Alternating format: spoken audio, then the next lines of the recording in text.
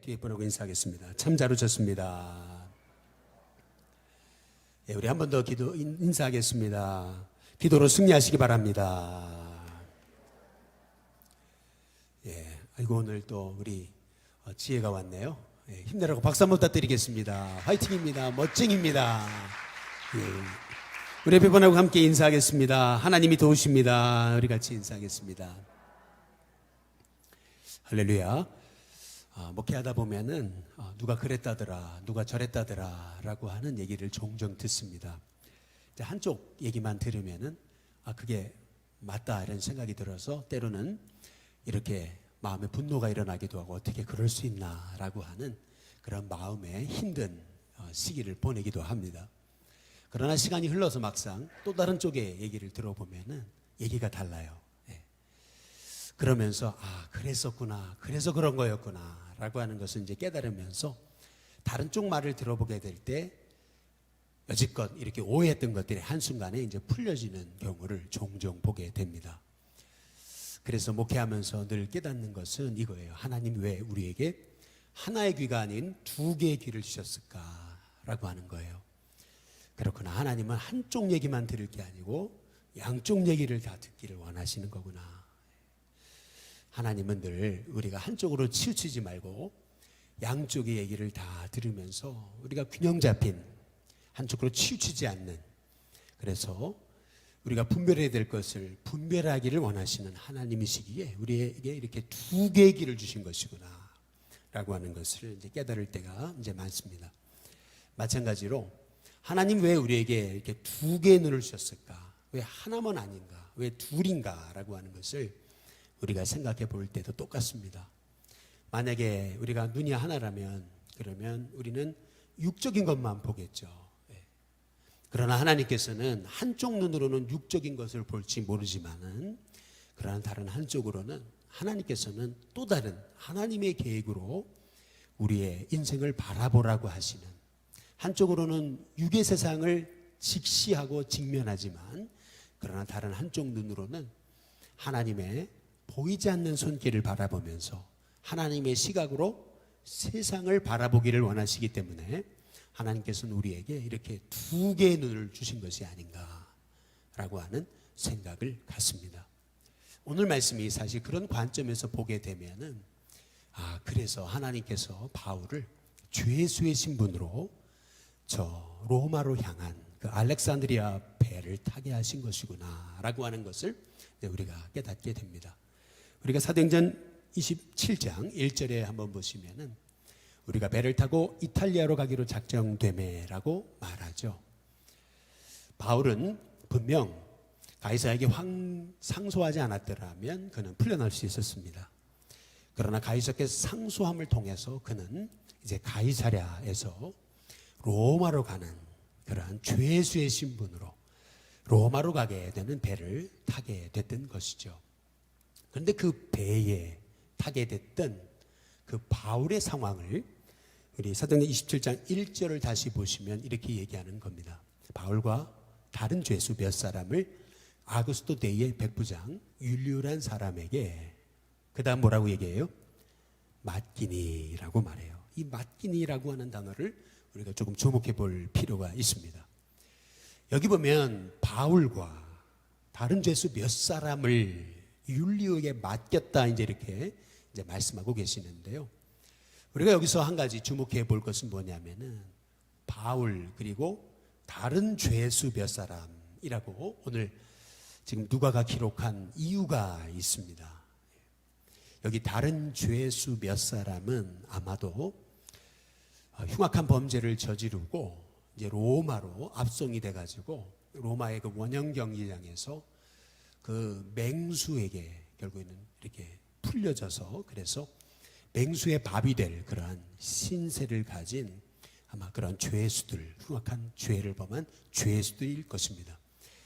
근데 반면 바울은 아니잖아요. 바울은 분명 무죄 아니겠어요? 죄 없는 사람이 가이사에게 상소함을 통해서 지금 죄수의 신분으로 쇠사슬에 묶여가지고 그래서 로마로 가는 그런 배를 타게 됐던 것입니다. 이렇게 한쪽 눈으로만 보면, 지금 육적인 눈만으로 보면은 이 바울과 다른 죄수 몇 사람이 율리오에게 맡겨진 거죠.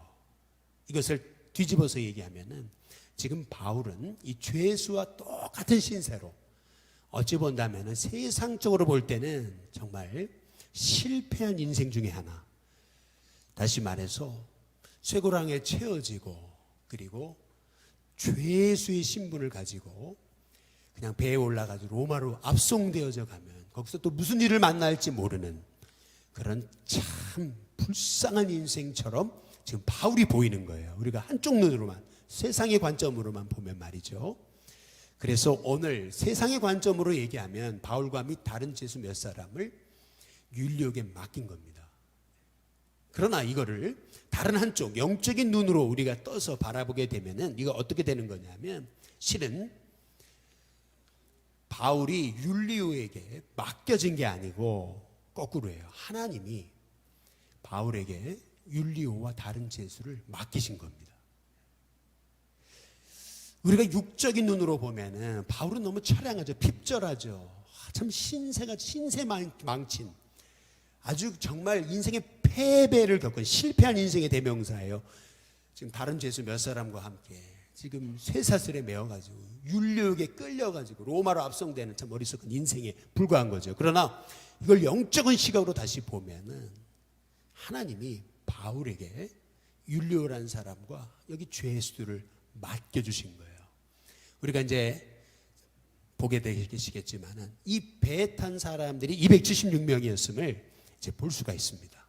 다시 말해 이 276명을 하나님이 바울에게 맡기신 거예요.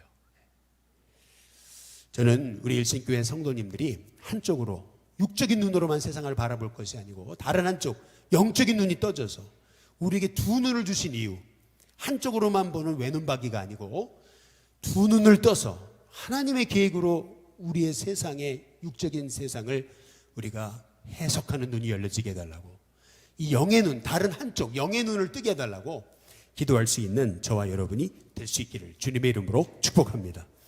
사도행전 27장 2절에 이제 보시면은 바울이 탔던 배는 아시아 해변 각처로 가려 하는 아드라무테노 배였던 것을 이제 알 수가 있습니다.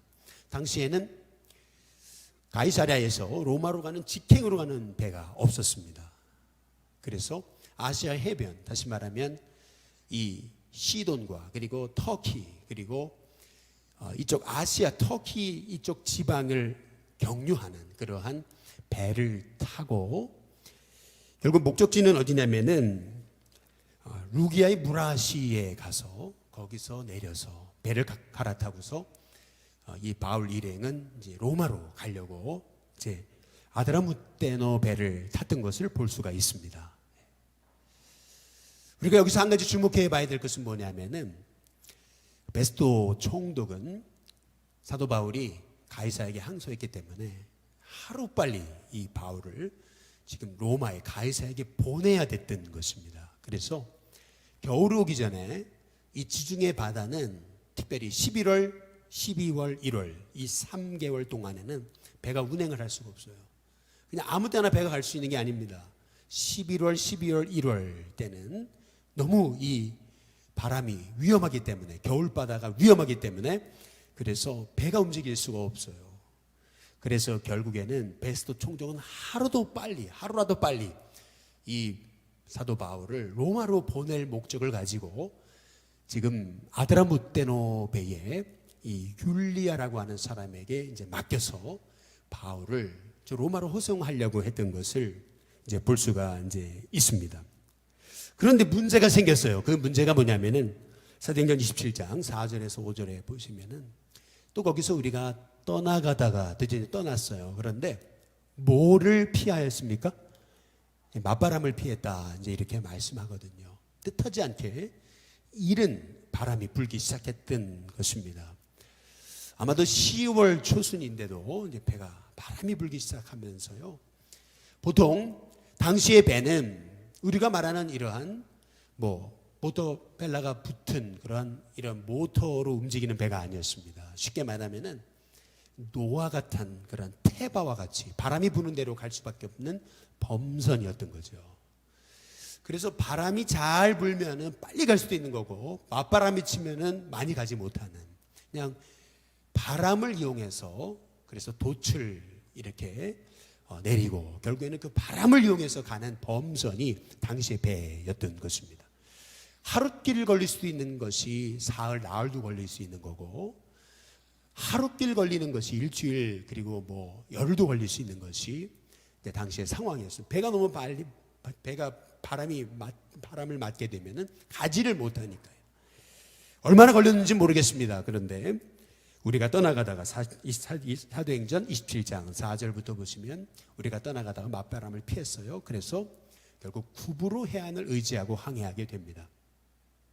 구브로 해안을 의지하고 항해했다라고 하는 말이 굉장히 중요한데요.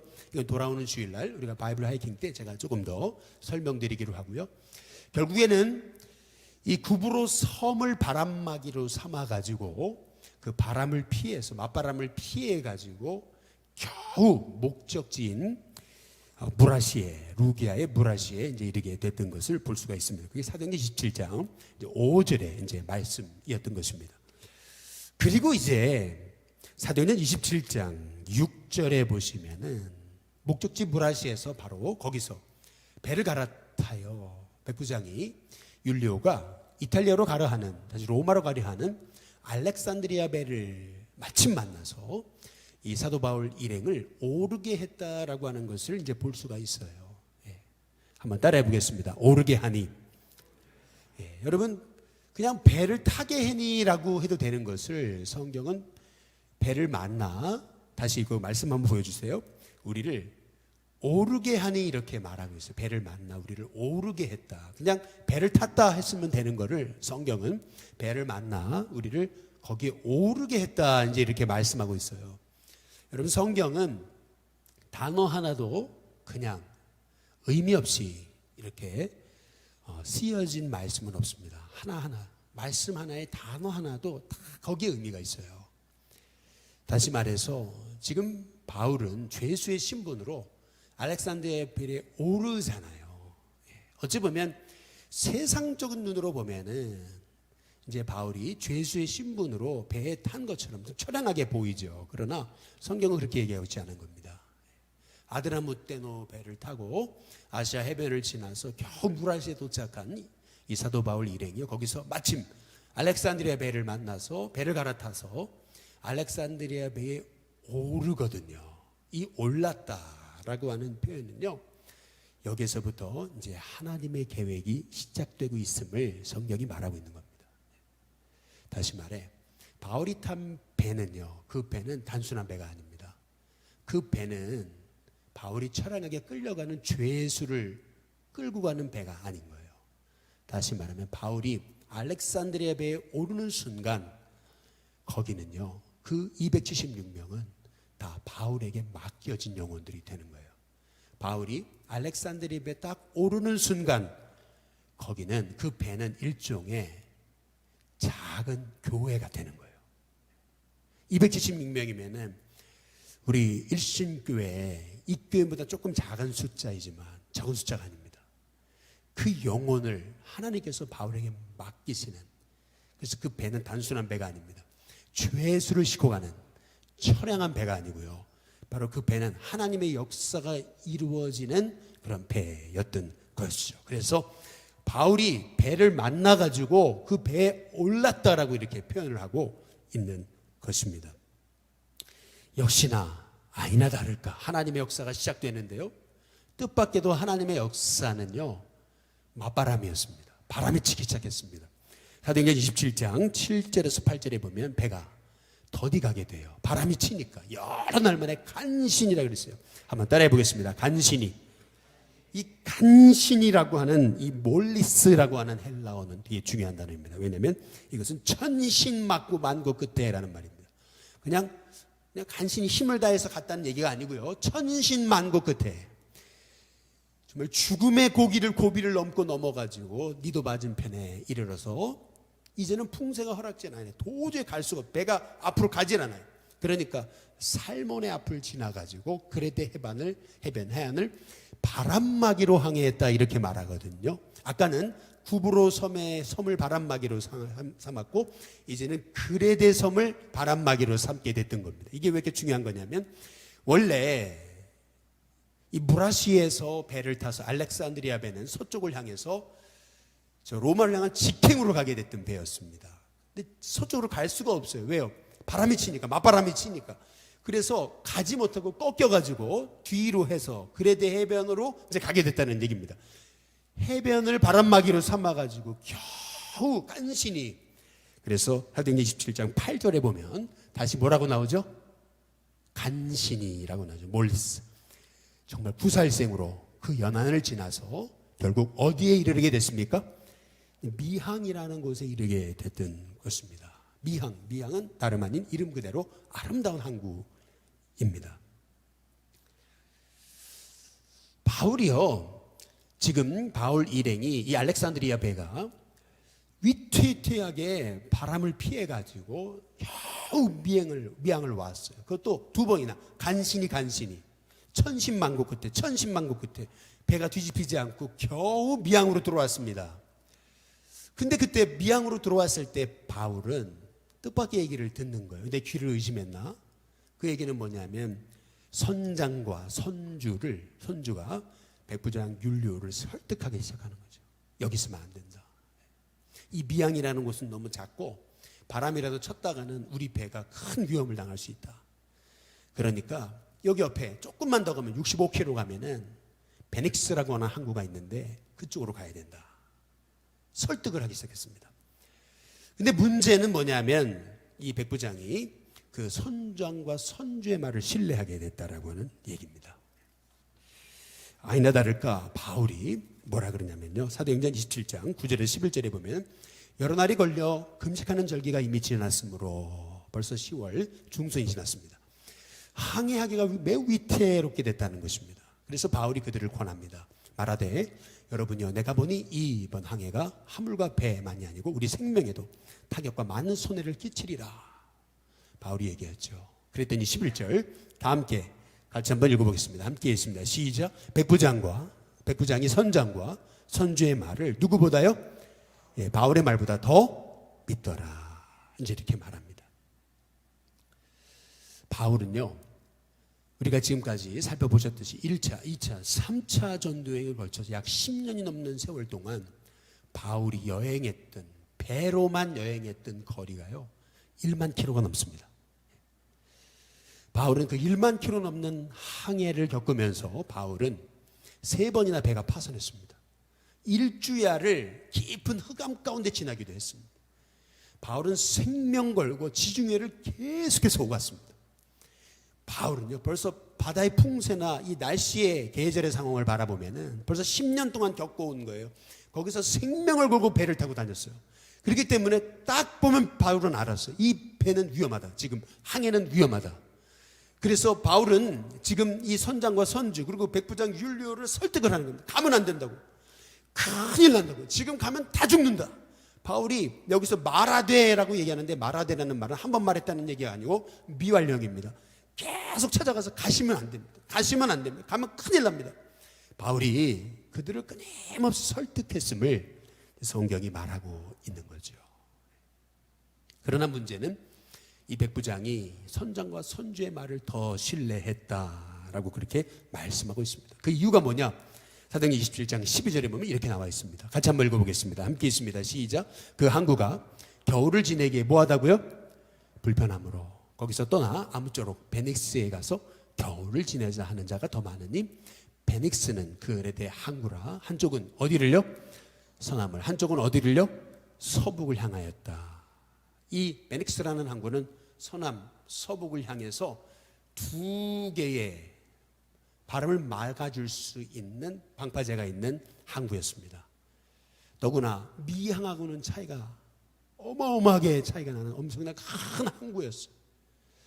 그러니까 그곳에는 분명 이 270여 명이 탄 이 알렉산드리아 배가 거기에 정박할 경우 안전하게 배를 보호할 수 있는 곳이기도 했고 뿐만 아니라 거기는 아주 유흥가도 있고 아주 지내기가 좋은 곳이었어요. 그러다 보니까 지금 이제 만약에 미양에 머무르면 10월, 11월, 12월, 늦게까지 2월까지 거기 묶여버려 4, 5개월 동안 거기서 그냥 묶여버릴 텐데 발이 차라리 65km만 더 가면은 베닉스 항구에서 즐길 것도 즐기고 또 이 배도 지키고 돈도 우리가 잃지 않고 뭐 일석이조로 지금 모든 얘기가 이 백부장이 볼 때는 선장과 선주말이 옳은 거예요. 여기서 중요한 것은 이 배의 이름이 뭐라고요? 알렉산드리아 배입니다.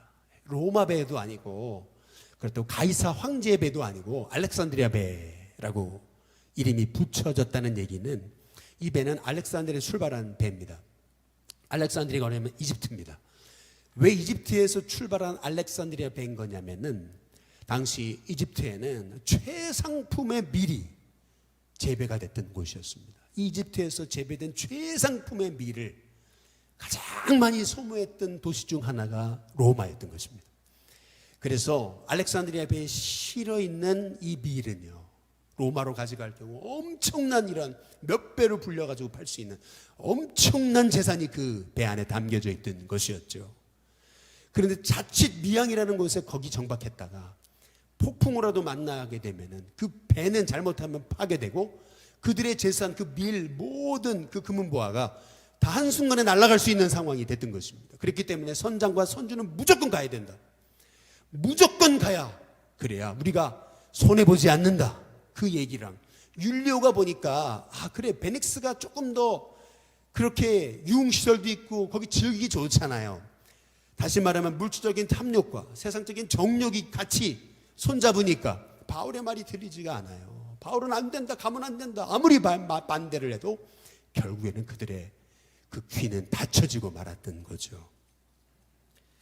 결국에는 사도행전 27장 13절에 14절을 보면 이렇게 말합니다. 남풍이 순하게 불었습니다.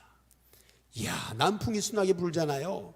그러니까 그들이 어떻게 생각해요? 뜻을 잃었구나. 그래, 65km만 가면 된다.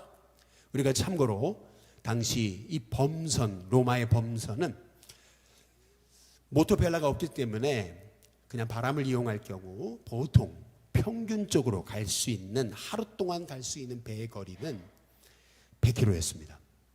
하루 동안 그냥 꾸준히 가면 100km를 갈 수 있는 것이 당시 배였습니다. 그렇다고 한다면 65km 떨어져 있는 베닉스라는 얘기는 그냥 반나절이면 갈 수 있는 거예요. 아침 일찍 출발해서 점심이면 도착할 수 있는 거리였던 거예요. 그러니까 선장과 선주는 조금만 더 가면 되는데, 근데 바울은 아니라는 거죠. 가면 안 된다. 역시나 딱 배를 탔어요. 남풍이 순하게 부니까 이야, 그래, 조금만 더 가면 간다 베닉스.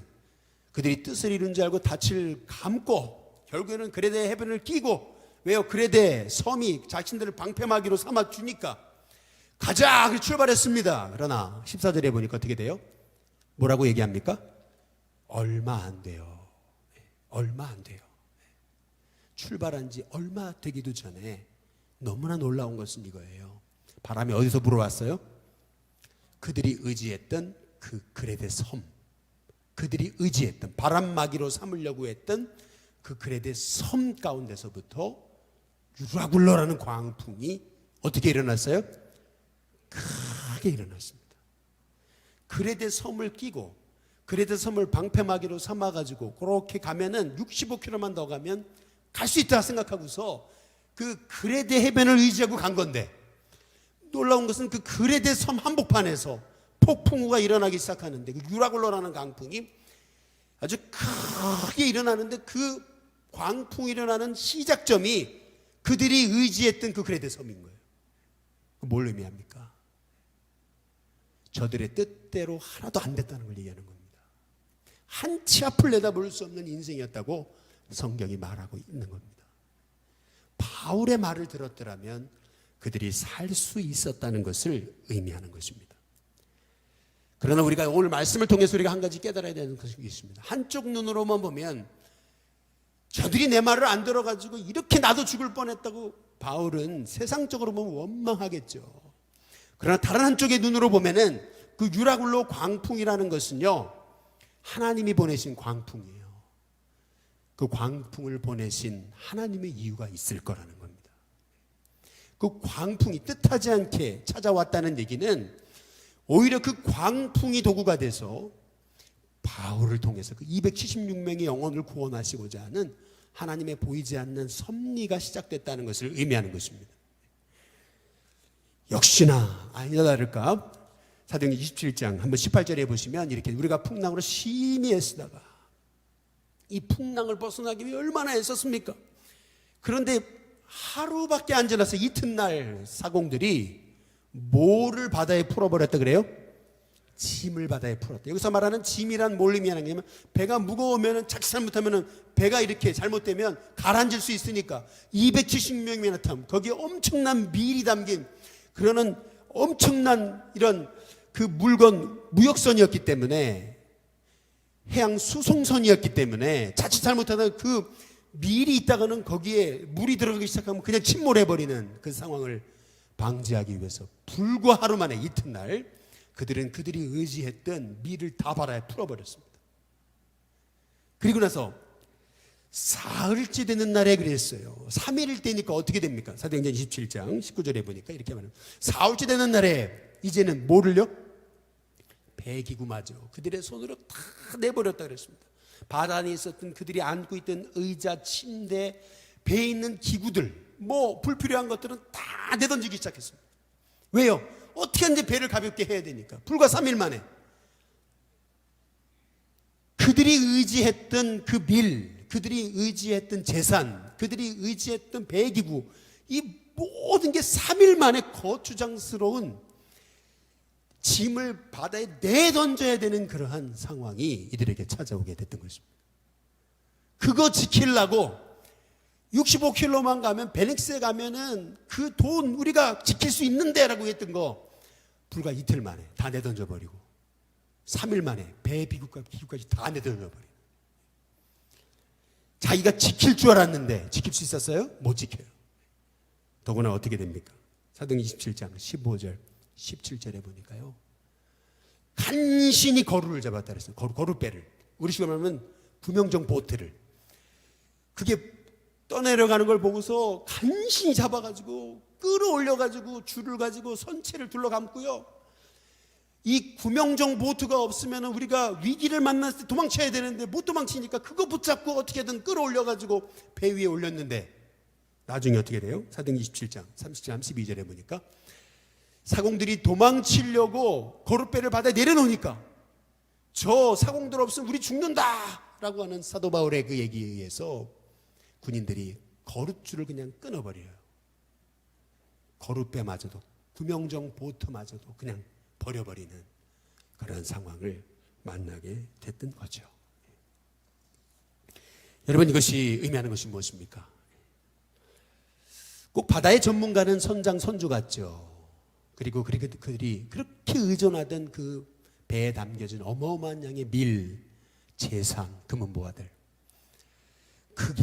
그것 때문에 지금 이렇게 베닉스 항구로 가려고 그랬던 건데 그거 지키려고 그거 잃어버리면 안 되니까 그랬는데 불과 유라굴로 광풍이 오자마자 이틀 만에 그냥 내던져 버려야 되는 쓸모없는 그러한 짐구석이 되고 말았던 것이 그들이 지키려고 했던 세상 물질이라는 것을 우리가 알 수가 있습니다.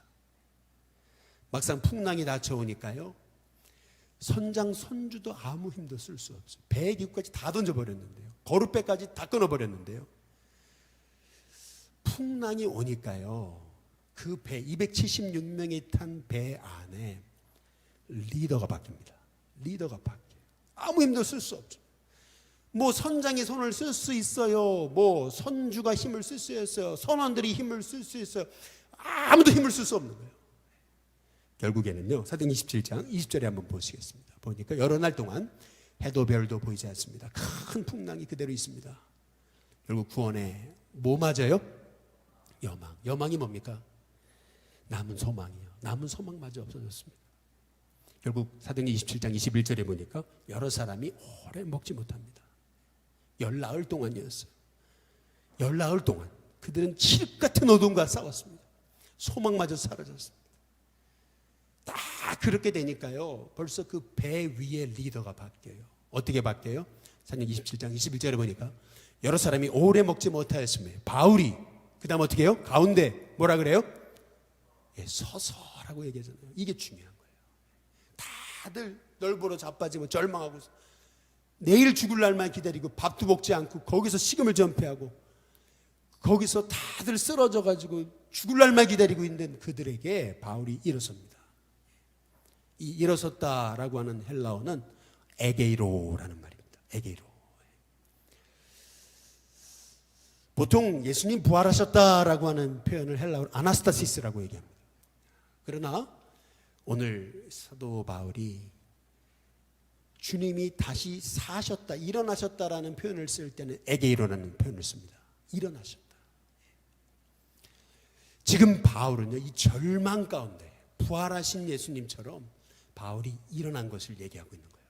절망을 딛고 일어난 것을 에게이로라고 표현하고 있는 겁니다. 풍랑이 일고 그리고 구원의 소망마저 없어지고 아무것도 손쓸 수 없는 열나흘이 지나니까요, 276명의 단 알렉산드리아 배의 리더가 바뀌어요. 바울로 바뀝니다. 바울이 일어났어요. 그러면서 바울이 뭐라고 얘기합니까? 사도행전 27장에 22절에 보니까 내가 너희를 권하노니 뭐라고 얘기해요? 안심하라. 안심하라는 말은 기뻐하라는 뜻입니다. 왜 기뻐해야 됩니까? 사도행전 27장 23절 25절에 보니까 내가 선포한 바 내가 섬기는 하나님의 사자가 어젯밤에 내 곁에 서서 다음과 같이 말씀하셨다. 바울아 두려워하지 말라. 내가 가이사 앞에 서게 될 것이다. 또 하나님께서 너와 함께 행선하는 자를 나에게 다 내게 주셨다. 저 276명의 영혼 다 너에게 맡겼다. 너 한 사람 때문에 저 276명 다 살려준다. 그러므로요, 여러분이 안심해라. 나는 내게 말씀하신 그대로 되리라고 한번 따라해 보겠습니다. 하나님을 믿습니다. 나를 지금 여기 270명이 탄 이 알렉산드리아 베이에 타게 하신 것은 내가 참 지지도 재수 없이 죄수가 돼가지고 이렇게 처량하게 쇠고랑에 묶여있는 것이 아니고 나은 사람 때문에 여러분을 살려주시려고 하나님께서 여러분을 내게 맡기신 겁니다. 나는 그것을 믿습니다. 선포하잖아요.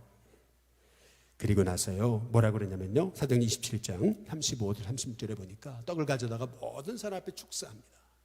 예수님이 마지막 유월절 만찬을 하시면서 제자들에게 떡을 떼친 것처럼 제자들도 마지막 만찬을 하는 겁니다. 차이가 있다면 예수님은 마지막 만찬을 하고 싶다고 죽으셨죠. 부활하셨습니다. 그러나 바울은 이 마지막 만찬을 하고 다 살아납니다. 바울이 이 집전했던 이 마지막 성만찬을 통해서 그들이 이 성만찬을 받아먹고 그리고 나서 그 다음 성경이 말하는 것은 이것입니다. 사도행전 27장 오늘 37절에 보니까 배에 있는 그 다음 뭐예요? 우리의 수는 276명이더라. 여러분 여기서 굉장히 중요한 표현이 있습니다. 그것은 뭐냐면 배에 있는, 다시 말씀을 보여주시면 배에 있는 우리의 수입니다. 배에 있는 우리, 배에 있는 그들, 배에 있는 저 사람들, 배에 있는 저 인간들의 수가 아니고 배에 있는 우리의 수입니다. 우리. 뭘 의미합니까?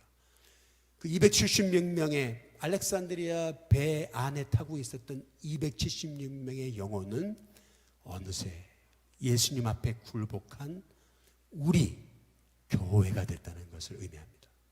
어느새 풍랑 앞에서 다들 절망하고 낙심해 있는 순간에 사도 바울이 선포하는 복음을 통해서 그들은 다 주님의 떡을 받아 먹고 그들은 그 떡을 먹은 한 교회 공동체, 구원받은 하나님의 자녀, 우리가 됐음을 성경이 말하고 있는 것이죠. 이제 말씀을 이제 정리해 보겠습니다. 바울이 탔던 알렉산드리아 배, 올라섰던 알렉산드리아 배는 세상의 눈으로 봤을 때는 바울이 죄수의 신분으로 탄 죄수의 수송선에 불과할지 모르겠습니다. 그러나 하나님의 관점으로 봤을 때 바울이 올라섰던 알렉산드리아 배는 하나님이 전도하시려고, 그 영혼들 다 구원하시려고 하나님이 올라타게 하신 주님의 또 다른 주님의 방주였습니다. 그 방주는 저들의 힘으로는 아무것도 할 수가 없었습니다. 주님이 가라고 하신 대로, 끌려가시는 대로 아무것도 할 수 없었던 노아의 방주와 똑같습니다. 그 방주 안에서 바울은요, 나흘 동안 기다렸습니다. 그리고 때가 됐을 때 일어났습니다. 그리고 복음을 전했습니다. 그리고 그들에게 떡을 떼줬습니다. 그 순간 276명의 영혼은 한순간에 다 복음 안에 우리가 됐던 거죠. 여러분, 우리 인생에도 때로는 원치 않은 유라굴로 광풍을 만날 때가 있습니다. 어떤 사람은 육신적인 눈으로 봤을 때는 참 재수없게도 유라굴로 광풍이 내게 왔다고 이렇게 얘기할지 모르겠습니다. 그러나 하나님의 사람에게 유라굴로 광풍은요, 여러분 한 사람을 때문에 그 유라굴로 광풍을 통해서 여러분에게 맡겨진 영혼을 다 구원하시려고 하는 하나님의 숨겨진 하나님의 광풍인 것입니다. 그래서 여러분이 지금 바울이 가진 이 심정 말이에요. 율리오가 바울을 맡은 게 아니고 바울이 270명을 맡았다라고 하는 확신이 있다면요, 여러분이 왜 믿지 않는 가정의 며느리로 들어갔습니까? 여러분이 믿지 않는 사람과 결혼했습니까? 그 이유는 뭐냐면 하나님이 그 믿지 않는 영혼들을 여러분에게 맡기신 겁니다. 왜 이렇게 사람도 없고 전도도 안 되는 왜 이 회원동 땅에 윤동규 목사를 보내셨습니까? 이 회원동 땅에 다들 전도하지 않지만 그러나 여기에 다들 안 된다고 하는 이곳에 하나님의 사람 보내셔서 이 지역을 복음으로 살리시기 위해 하나님은 여기에 유라굴로 광풍을 통해 보내신 겁니다. 저와 여러분의 인생에 여러분이 만난 그 환경의 유라굴로 광풍이 만약에 하나님이 보내신 광풍이라면요, 그 광풍을 통해서 하나님은 바울에게 모든 걸 반전시키신 것처럼 여러분 한 사람 때문에 여러분의 가정, 가문, 여러분의 직장, 교회, 이 나라 민족을 바꾸시는 은혜가 있게 될 줄로 믿습니다. 우리의 영적인 눈이 떠져야 됩니다. 왜 유라굴로 광풍이 왔을까? 왜 코로나가 왔을까? 재수없게. 그게 아니고 이 코로나가 올 수밖에 없는 이유, 하나님의 사람이 하나님의 복음의 영향력을 나타내야 되니까. 내 인생에 고난이 오는 이유, 그것은 뭐예요? 내가 하나님의 영적인 눈을 떠서 이 고난을 통해서도 하나님 하실 일이 있기 때문에. 왜 요셉을 저 애굽의 노예로 끌려가게 하시고 감옥에 들어가게 하신 거예요? 왜 유라굴로 광풍을 그에게 보내셨습니까? 하나님의 때 그를 일으켜서 애굽을 살리려고 하시는 계획이 아니시겠어요?